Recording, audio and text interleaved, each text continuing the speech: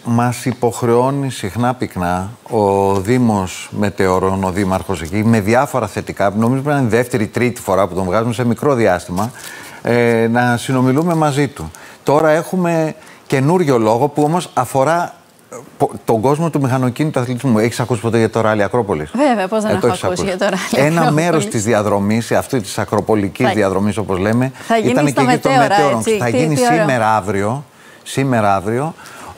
Οπότε θα μιλήσουμε για αυτό το 12ο ράλι Sprint Μετεωρών που είναι 2 και 3 Νοεμβρίου, Σαββατοκύριακο στα Μετέωρα, και έχουμε τον Δήμαρχο Μετεωρών, τον κύριο Αβραμόπουλο. Τι κάνετε, πώς είστε? Καλημέρα. Καλημέρα. Δεν σας ακούμε? Τώρα σας ακούμε. Καλημέρα σε όλους τους τηλεθεατές μας εδώ από την όμορφη Καλαμπάκα, από τα μαγευτικά Μετέωρα, όπου όπως είπατε και εσείς χτυπά η καρδιά του μηχανοκίνητου αθλητισμού. Εμείς μαζί με την Λέσχη Αυτοκινήτου των Τρικάλων ετοιμάζουμε μια πολύ μεγάλη διοργάνωση, η οποία συνδιοργανώνεται από τον Δήμο και υποστηρίζει την περιφέρεια Θεσσαλίας, όπου μικροί και μεγάλοι από σήμερα θα έχουν τη δυνατότητα να απολαύσουν αυτά τα σημαντικά αυτοκίνητα, τα οποία αύριο θα αγωνιστούν ώστε να μας ξυπνήσουν μνήμες παλιές, όπως είπατε και εσείς, από την παλιά ιστορική διαδρομή του ράλι Ακρόπολης πάνω από τα Μετέωρα. Τώρα γίνεται, από ό,τι διαβάσαμε, ο τεχνικός έλεγχος. Δηλαδή σήμερα θα δηλαδή θα έρθει ένα παιδάκι και θα αρχίσει. Είναι σε κοινή θέα. Έχω τους οδηγούς δίπλα μου. Ωραία. Θα σας ενημερώσω. Γίνεται ο τεχνικός έλεγχος. Είναι ο Γεροδήμος ο Γιώργος, ο Δημήτρης ο Μίχος.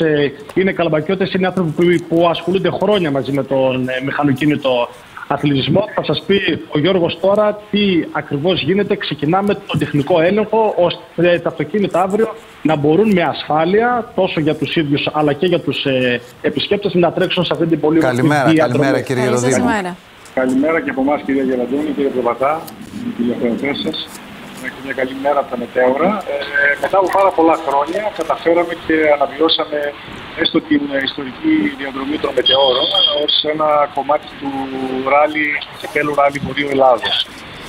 Αυτό έγινε με την μεγάλη προσπάθεια της Λέσχης Τρικάλων και την αμέριστη συμπαράσταση του Δημάρχου μας, που το πίστεψε, και πιστεύω ότι τα επόμενα χρόνια θα γίνει πολύ μεγαλύτερη διοργάνωση.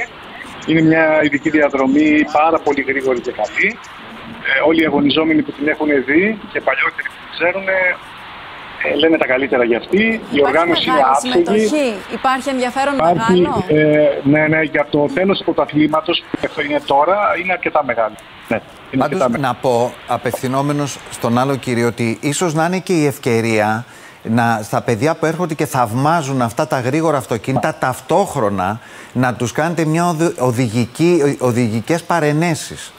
Δηλαδή από εσάς που έχετε αυτά τα γρήγορα αυτοκίνητα να ακούνε τα σωστά περί σωστής οδήγησης. Να συνομιλήσουμε με τον άλλο κύριο να μας πει τη γνώμη του γύρω από αυτό. Δεν έχει επιστροφή. Δεν έχει, ωραία. Ναι. Σαν τον εκπροσωπώ, και τα ίδια θα λέγαμε. Είναι όντως ο μηχανοκίνητος αθλητισμός είναι ένα σχολείο για την οδήγηση. Σε κάνει καλύτερο οδηγό, γνωρίζει το αυτοκίνητο, τις αδυναμίες του, πότε να προσέχεις, πότε μπορείς να κουμπάς πάνω στο αυτοκίνητο, πότε πρέπει να είσαι πιο προσεκτικός. Γενικά γίνεσαι καλύτερος οδηγός. Αυτό μετράει μέσα από τα ράλι. Αυτό προσπαθούμε και ίσως εμείς με τον Δημήτρη, τον Μίχο, έχουμε χρόνια, πάνω από 20-30 χρόνια, σε όλη την Ελλάδα στο Πανελλήνιο Πρωτάθλημα. Εδώ θέλαμε να τρέξουμε για να το γνωρίσουν τα παιδιά, τα νέα παιδιά. Και έτσι να αποκτήσουν μια παιδεία και μια συνέχεια μετά από εμάς, που σε λίγα χρόνια εμείς πλέον δεν θα τρέχουμε, να αναλάβουν κάποιοι άλλοι. Θα είναι κάποιο κομμάτι της διαδρομής σε κοινή θέα, θα μπορεί να το παρακολουθεί ο κόσμος? Ναι. Είναι η ειδική που έχει τα πιο πολλά και ασφαλή σημεία για παρακολούθηση. Ναι. Είναι εκπληκτικό, δηλαδή έχω γυρίσει όλη την Ελλάδα και εξωτερικό. Τέτοια ειδική με τέτοια σημεία θέασης που λέτε είναι πρωτόγνωρο, δηλαδή είναι μόνο αυτή η ειδική. Και τελειώνει όλο αυτό. Αύριο τελειώνει αύριο το απόγευμα. Αύριο το απόγευμα. Αύριο το απόγευμα, ναι. Και αυτό το οποίο θα ήθελα να πω είναι όπως αναφέρετε και εσείς, ακόμη ένα γεμάτο τριήμερο από κόσμο.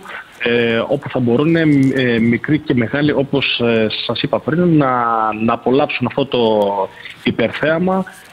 Εμείς ως Δήμος επενδύουμε στην εξωστρέφεια, αφήνουμε πίσω όσα τα προηγούμενα χρόνια πληγώσαν όλοι μας, και μιλάω για την κακοκαιρία Ντάνιελ και για όλα αυτά τα δυσάρεστα τα οποία περάσαμε, και ερχόμαστε, ενισχύουμε, εμπλουτίζουμε και κάνουμε μεγάλες, σημαντικές διοργανώσεις για την τουριστική και οικονομική ανάπτυξη του τόπου μας. Ναι, γιατί όλα αυτά θέλουν και πρέπει να γίνουν τοπικά, σε μια ατομική ευθύνη. Δηλαδή, μπορεί να τα περιμένει κανένας όλα από το κράτος. Ατομικά και τοπικά οι Δήμοι βλέπουν τα πλεονεκτήματά τους και τις αρετές τους και τις αναπτύσσουν. Δόξα τω Θεώ, εκεί έχετε πολλές αρετές ως περιοχή και μοναδικές κιόλας. Και μοναδικά τοπία, πολύ ωραίους χώρους για να μείνει ο κόσμος που θα έρθει και θα επισκεφτεί. Είναι ένας θεσμός, τέλος πάντων, ο οποίος ενισχύει την τοπική κοινωνία και την τοπική οικονομία. Λοιπόν, σας ευχαριστούμε πάρα πολύ. Σας ευχαριστούμε πολύ.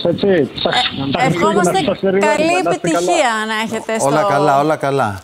Να είστε πολύ καλά. Ευχαριστούμε πολύ.